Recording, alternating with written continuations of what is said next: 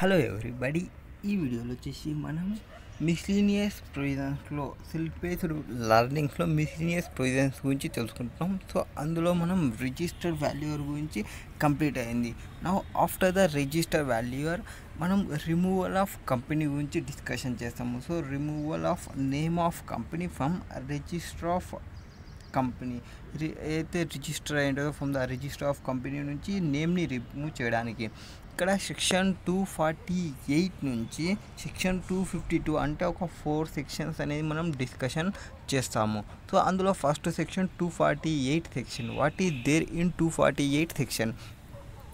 248 సెక్షన్లో ఏం చెప్తారంటే రిమూవల్ ఆఫ్ నేమ్ సువోమోటోగా రిమూవ్ చేయాలనుకుంటే, అంటే where ROC has reasonable grounds అనేది ఉంటే, వాళ్ళకి రీజనబుల్ కాసెస్ దట్ బిలీవ్ ఏవైతే ఉంటావో కంపెనీ అనేది ఫెయిల్ అయింది commencement of business with in 1 year of incorporation. So కంపెనీని ఇన్కార్పొరేషన్ చేసినా కానీ బిజినెస్ అనేది కమెన్స్మెంట్ కాలేదు, అట్లాంటి కేసెస్లో ఆర్ఓసి వాళ్ళు సువోమోటోగా రిమూవ్ చేయొచ్చు కంపెనీని. Second, company has not been carrying business preceding 2 financial years and has not filed application under section 455. అంటే బిజినెస్ అనేది క్యారీ చేయడం లేదు, అంటే బిజినెస్ చేయడం లేదు, ఆర్ వాళ్ళు ఫైల్ కూడా చేయలేదు. 455 అంటే ఏమి? Dormant company. ఈ మిస్లీనియస్ ప్రొవిజన్స్లోనే మనం డిస్కషన్ చేస్తాము డార్మెంట్ కంపెనీ గురించి. Next, subscriber to MOA has not paid subscription undertaken to pay and declaration to this effect not filed within 180 days of incorporation.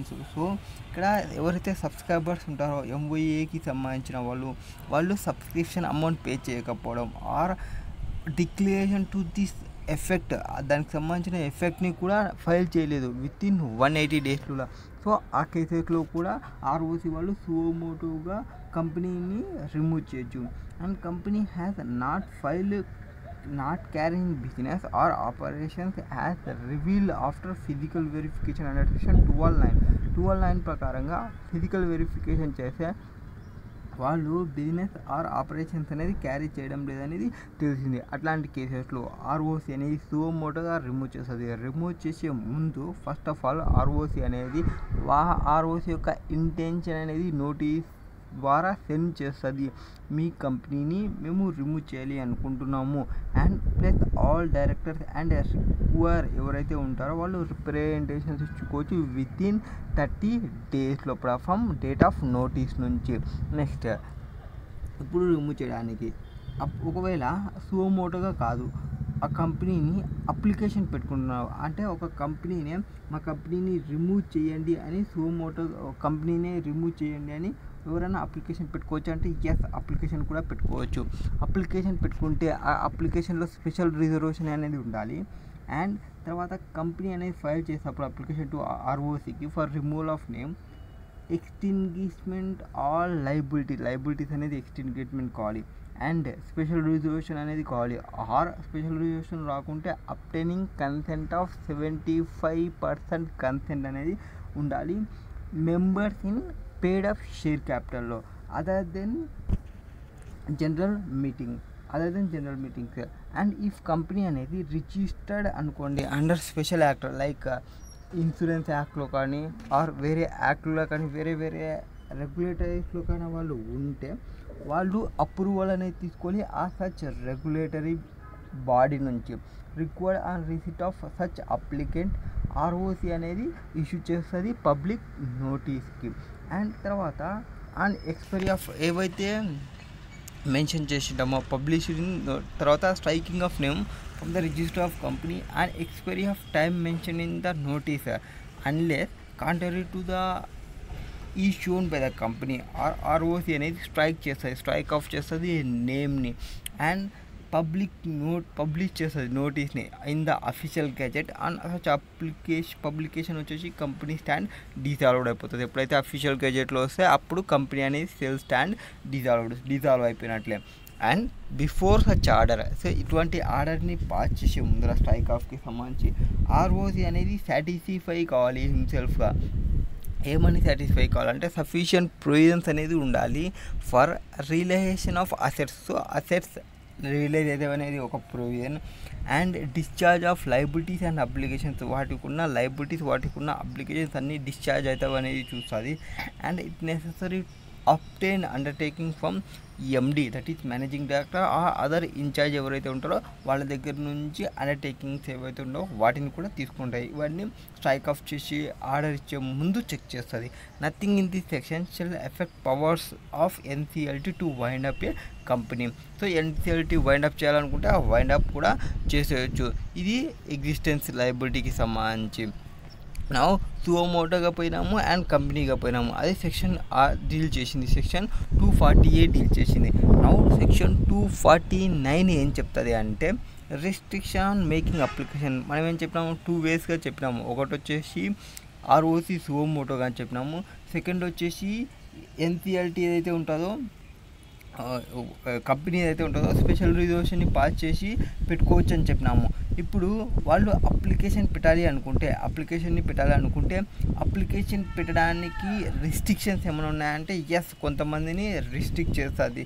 ఈ కొంతమంది రిస్ట్రిక్షన్స్ ఎవరెవరు పర్సన్స్ అంటే వాళ్ళు ఎవరైతే నేమ్ని చేంజ్ చేసినారో ఆర్ రిజిస్టర్ ఆఫీస్ని చేంజ్ చేసినారో at any time during the last 3 monthsలో, so at any time during the 3 monthsలో ఈ యాక్టివిటీస్ ఏమైనా చేసింటే వాళ్ళు అప్లికేషన్, ఆ కంపెనీ అనేది అప్లికేషన్ పెట్టుకోవడానికి లేదు. ఏమేమి చేసింటే నేమ్ని చేంజ్ చేసింటే ఆర్ షిఫ్టెడ్ చేసింటే, వాళ్ళ యొక్క రిజిస్టర్ ఆఫీస్ని షిఫ్ట్ చేసింటే ఆర్ డిస్పోజ్ చేసింటే, ఆ ఎనీ రైట్ కానీ ప్రాపర్టీ ఏవైతే హెల్డ్ అయ్యో వాటిని డిస్పోజ్ చేసింటే, వీటికి సంబంధించి అంటే normal course of trading or బిజినెస్లో కాకుండా కొన్ని బెనిఫిట్స్ కోసం డిశ్చార్జ్ చేసింటే or engage in activity other than one necessary, అంటే అప్లికేషన్ అండర్ సెక్షన్ 248 కాకుండా or concluding affairs of the company కాకుండా ఆ కంప్లైయింగ్ విత్ స్టాట్యుటరీ రిక్వైర్మెంట్ కాకుండా వీటన్నిటికి కాకుండా వాళ్ళ యొక్క ఓన్ బెనిఫిట్ కోసం ఏమన్నా చేసింటే అట్లాంటి ఆ యాక్టివిటీ జరిగినప్పుడు కూడా రిస్ట్రిక్ట్ చేస్తుంది.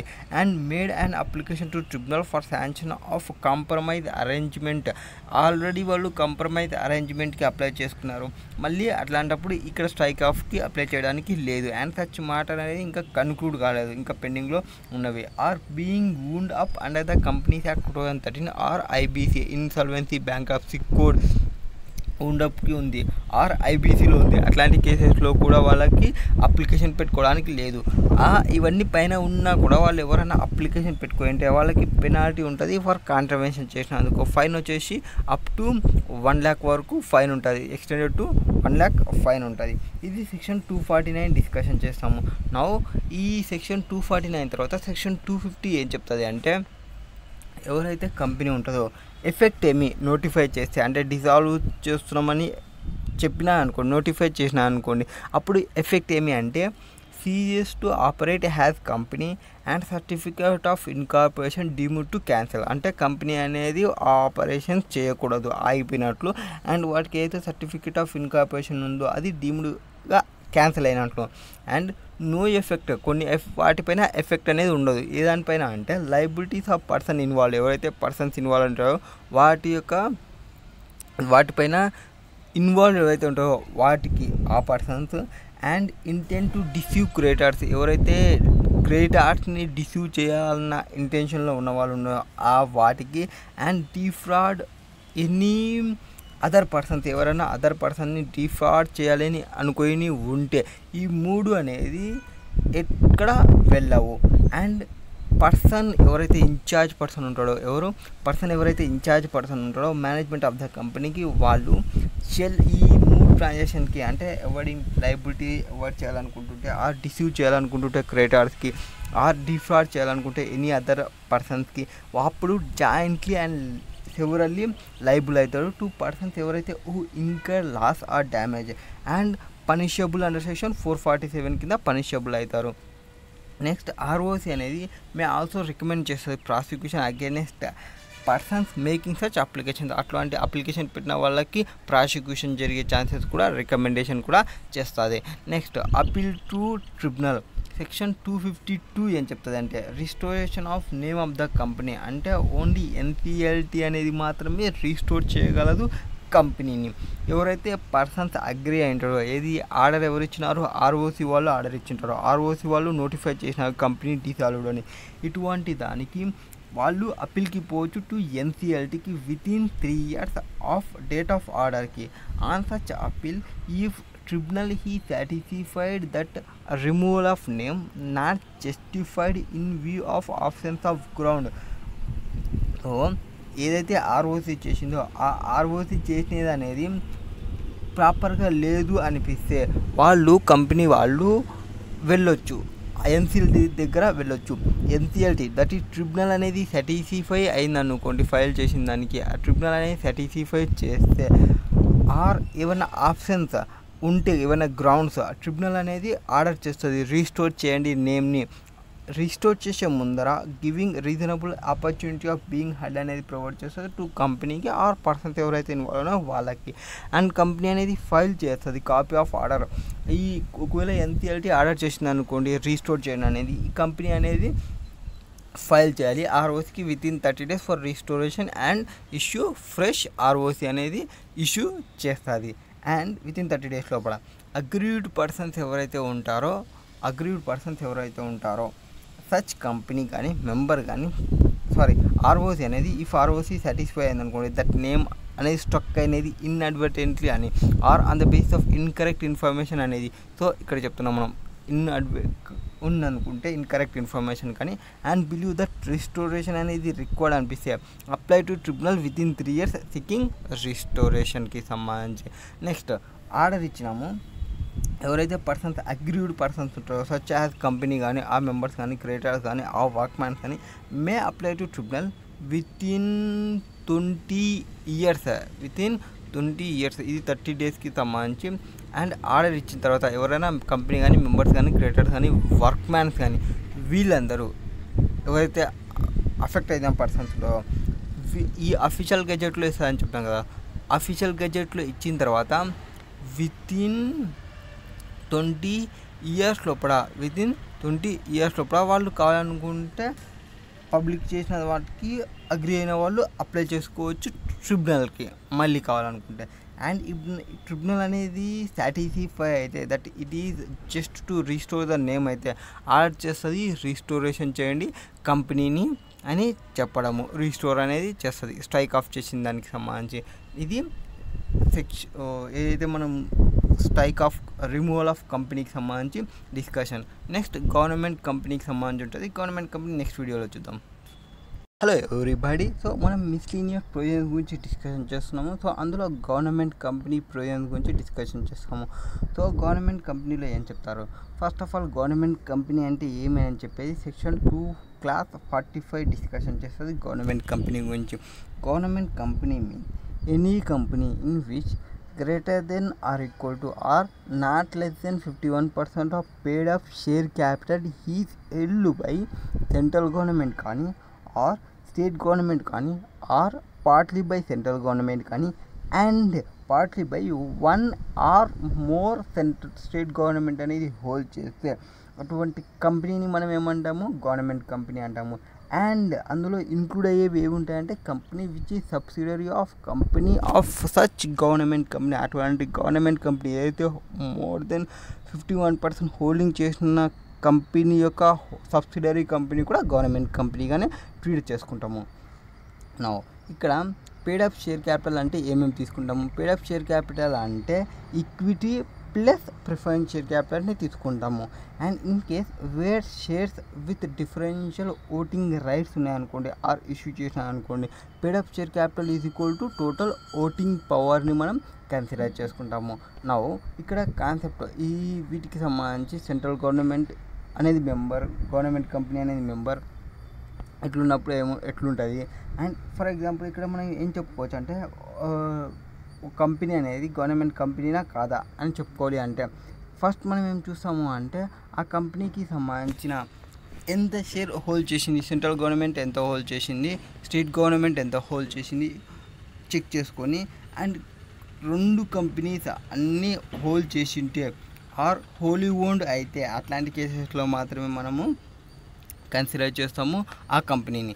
నౌ సెక్షన్ 394 394 ఏం చెప్తారంటే annual reports of government company యొక్క యాన్యువల్ రిపోర్ట్స్ గురించి డిస్కషన్ చేసేది ఈ సెక్షన్ 394.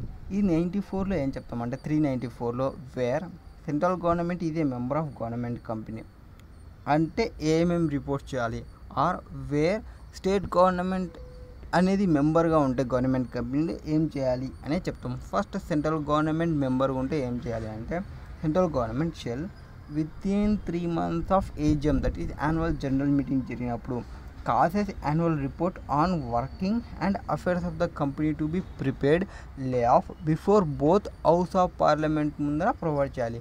ఏవేవి ప్రొవైడ్ చేయాలి హౌస్ ఆఫ్ పార్లమెంట్ ముందర? Copy of annual report, copy of audit report, comment upon audit report made by CAG that is computer auditor general of India.